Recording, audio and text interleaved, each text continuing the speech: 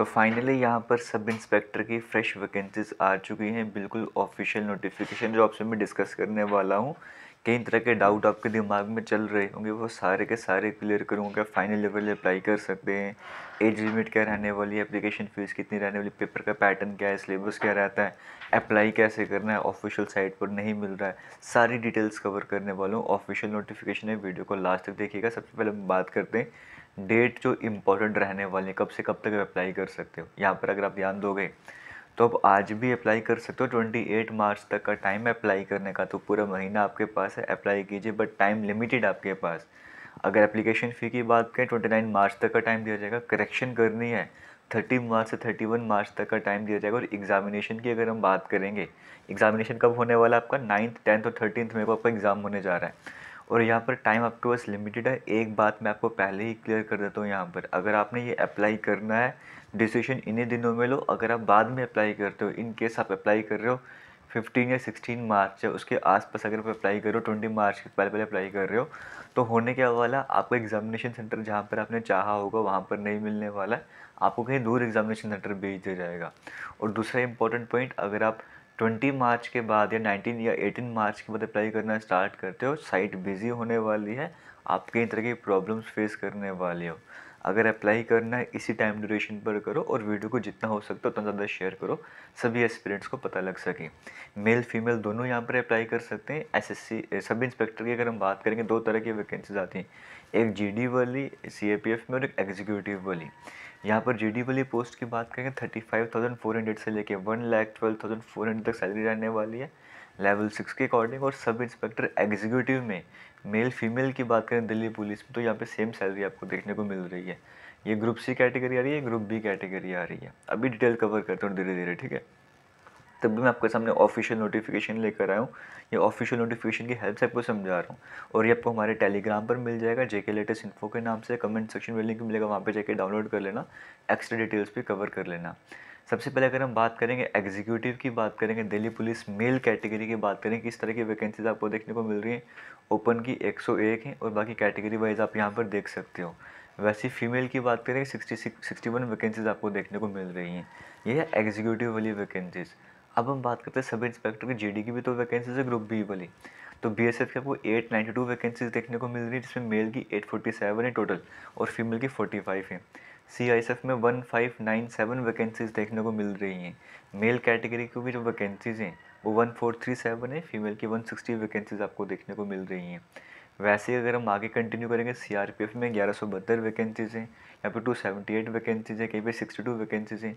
अगर हम जीडी में टोटल बात करेंगे तो मेल कैटेगरी की 3693 वैकेंसीज और फीमेल कैटेगरी की 308 वैकेंसीज, टोटल 4001 वैकेंसीज आपको जीडी वाले सेक्टर में देखने को मिल रही हैं। अच्छी अपॉर्चुनिटी है, ज़रूर अप्लाई कीजिएगा। और किसी भी कम्पिटिटिव एग्जाम की तैयारी कर रहे हो, आप ऑलरेडी अगर किसी भी एग्जाम की तैयारी करते हो, उसकी तैयारी अपने आप होती ही है, बस थोड़े एक्स्ट्रा एफर्ट्स आपको लगाने पड़ेंगे। अब यहाँ पे और इम्पोर्टेंट क्या रहने वाला है वो कवर कर लेते हैं ना। एज लिमिट जो आपको देखी जाएगी, सबसे पहले आपको ये फोकस करना है, आपको एज लिमिट देखनी है 1 अगस्त के अकॉर्डिंग, 1 अगस्त के अकॉर्डिंग आपको एज लिमिट आपकी देखी जाएगी। क्लियर हो गया। अब आपको जब एज लिमिट अपनी कैलकुलेट करनी है तो इस डेट के हिसाब से कैलकुलेट कीजिएगा, क्योंकि ये कट ऑफ डेट यहाँ पे रखी गई है। अगर हम यहाँ पे बात करेंगे सबसे पहले, ठीक है आगे चल लेते हैं। यहाँ पे देखो, यहाँ पे रिलैक्सेशन के बारे में बताया गया कि SC/ST को 5 साल की रिलैक्सेशन है, OBC को 3 साल की है, एक्स सर्विसमैन को इस तरह की रिलैक्सेशन देखने को मिल रही है। ये सारी डिटेल्स आपको देखने को मिल रही है। एक्सेप्ट जब मैं आपको जनरल नॉलेज बताता हूँ वहाँ पे कितनी एज लिमिट रहने वाली है, यहाँ पर आपको देखने को मिलेगा इस वाले सेक्शन में ना। Age limit for the post is 20 to 25 years. Age limit कितने, 20 से लेकर 25 ईयर्स। मतलब आपकी जो डेट ऑफ बर्थ है वो 2 अगस्त 1999 से पहले का बर्थ नहीं होना चाहिए और 1 अगस्त 2004 के बाद का नहीं होना चाहिए। ये भी इंक्लूड है, ये भी इंक्लूड है। बट 2 अगस्त 1999 से पहले का बर्थ है, नहीं अप्लाई कर सकते। कंडीशन है जनरल कैटेगरी को अप्लाई कर रहे हो। या फिर 1 अगस्त 2004 के बाद का बर्थ है तो भी अप्लाई नहीं कर सकते अगर जनरल कैटेगरी है। बाकी कैटेगरी वालों को यहाँ पे रिलैक्सेशन देखने को मिल रही है, आपके सामने स्क्रीन में सब कुछ आपके सामने आ रहा है ना। तो बाकी रिलैक्सेशन किस किस तरह से SC/ST को है, OBC को है, एक्स सर्विसमैन को है, डिपार्टमेंटल वालों के अलग रहने वाली है। तो ये सारी डिटेल्स पे आपको यहाँ पर कवर हो गई होंगी। और इम्पोर्टेंट क्या रहने वाला है वो कवर कर लेते हैं, क्योंकि आप कहा के जितने भी इंपॉर्टेंट पॉइंट्स हैं वो सारे आपसे मैं शेयर करने वाला हूँ, है ना। आपको ऑफिशियल वेबसाइट पे जाके ही अप्लाई करना है। ऑफिशियल वेबसाइट अब चेंज हो चुकी है, वो भी आपको बताऊँगा कहाँ पर जाके आपको अप्लाई करना है। और करेक्शन यहाँ पे याद रखिएगा, जब भी फ़ोटोग्राफ या साइन वगैरह अपलोड कर रहे हो उसको पूरा ध्यान रखना। अगर वहाँ पे गलती होती है तो आपको पूरा का पूरा फॉर्म रिजेक्ट कर दिया जाता है। बाद में एस्पिरेंट्स कहते हैं कि हमारा फॉर्म एडिट करना, तो एडिट का ऑप्शन बाद में नहीं मिलता है। तो पहले फॉर्म सही से फिल कर लेना। ये बताया गया एग्जामिनेशन सेंटर कहाँ रहने वाले हैं। जैसे जम्मू कश्मीर वालों की बात करेंगे, जम्मू, श्रीनगर, सांबा, हमीरपुर, शिमला, बठिंडा, जलंधर, अमृतसर, मोहाली, चंडीगढ़। आपको ऑप्शन वाइज से सिलेक्ट करना पड़ेगा सिलेक्शन उसके लिए, एग्जाम के लिए। तो हो गया, अगर आप लेट वगैरह अप्लाई करते हो ना, अगर आपने पहली प्रेफरेंस जम्मू दिया या श्रीनगर दिया तो हो सकता है आपको जलंधर में भेज दें, अमृतसर में भेज दें। इसलिए जितना जल्दी हो सकता है अप्लाई कीजिएगा, ठीक है। एग्जामिनेशन की बात करेंगे, पेपर 1 रहने वाला है और पेपर 2 रहने वाला है। पेपर 1 में जो आपका एग्जामिनेशन होने वाला है, पेपर 2 में जो PST PET टेस्ट होने वाला है वो होने वाला है। फिर आपका मेडिकल एग्जामिनेशन होता है, फिर डॉक्यूमेंट वेरिफिकेशन रहती है। पेपर 1 में आपका रीजनिंग का सेक्शन रहेगा जिसमें 50 क्वेश्चन होंगे, 50 मार्क्स का रहने वाले हैं। जीके के 50 क्वेश्चन 50 मार्क्स होंगे, मैथमेटिक्स के 50 क्वेश्चन 50 मार्क्स, इंग्लिश के 50 क्वेश्चन 50 मार्क्स आपको यहाँ पर देखने को मिलेंगे। टाइम यहाँ पर आपको 2 घंटे का मिलने वाला है। और पेपर 2 आपका इंग्लिश लैंग्वेज कंप्रीहेंशन रहने वाला है, जहाँ पे 200 क्वेश्चन आपको देखने को मिलेंगे। 200 मार्क्स का 2 घंटे का आपको टाइम मिलने वाला है ना। पेपर इंग्लिश हिंदी दोनों लैंग्वेज में रहने वाला है। और नेगेटिव मार्किंग की बात करेंगे, 0.25 की नेगेटिव मार्किंग भी आपको यहाँ पर देखने को मिलेगी, है ना।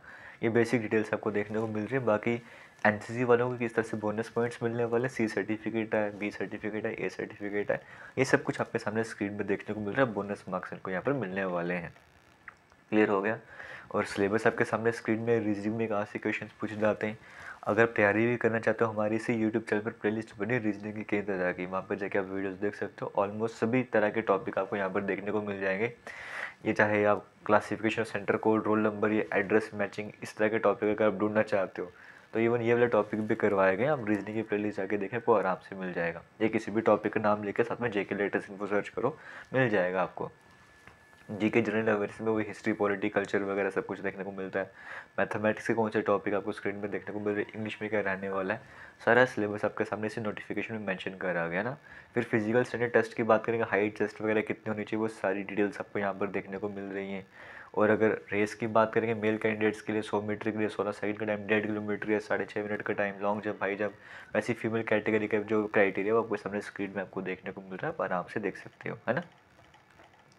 और इम्पोर्टेंट डिटेल्स के रहने वाले, फिर मेडिकल एग्जामिनेशन होता है उसके बारे में बताया गया किस तरह से रहने वाला, फिर टैटू वगैरह के बारे में बताया क्या रहने वाला प्रोसीजर उसका। ये सारी इंपॉर्टेंट डिटेल्स आपको देखने को मिल रही हैं। एप्लीकेशन फ़ी की बात करेंगे, एप्लीकेशन फ़ी 100 रुपीज़ रहती है। वो भी अगर कैटेगरी को बिलोंग करते हो या फिर फीमेल कैंडिडेट हो, है ना, इस तरह से आपको 100 रुपीज़ भी पेमेंट करने की ज़रूरत नहीं पड़ती। आप फ्री में यहाँ पर अप्लाई कर सकते हो। बस आपको ऑनलाइन जाकर तो रजिस्ट्रेशन वगैरह करवानी है, फिर आप आराम से अप्लाई कीजिएगा। लेकिन रजिस्ट्रेशन का प्रोसेस अब चेंज हो चुका है। आपको जो नई वाली वेबसाइट है, पहले वहाँ पर जाकर रजिस्टर करना है, इस बात का ध्यान रखना होगा। 2 पार्ट में फॉर्म फिल होता है। पहले आपको रजिस्ट्रेशन करनी पड़ेगी। चाहे आपने कभी पहले SSC की वेबसाइट में जाकर रजिस्ट्रेशन करवाई थी तो वो वैलिड नहीं मानी जाएगी, क्योंकि आपने वो ssc.nic.in वाली वेबसाइट में करी थी।